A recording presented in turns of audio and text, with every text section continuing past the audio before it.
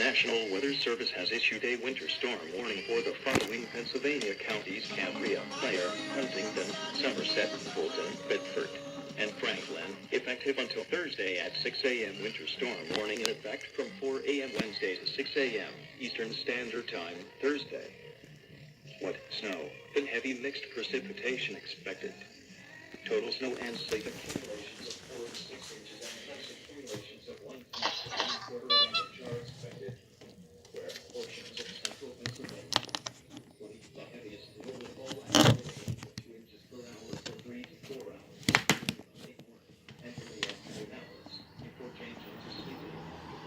Then over to lighter freezing rain by Wednesday evening. Additional details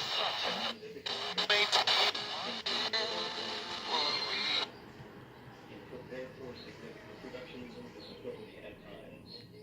Precautionary/preparedness actions.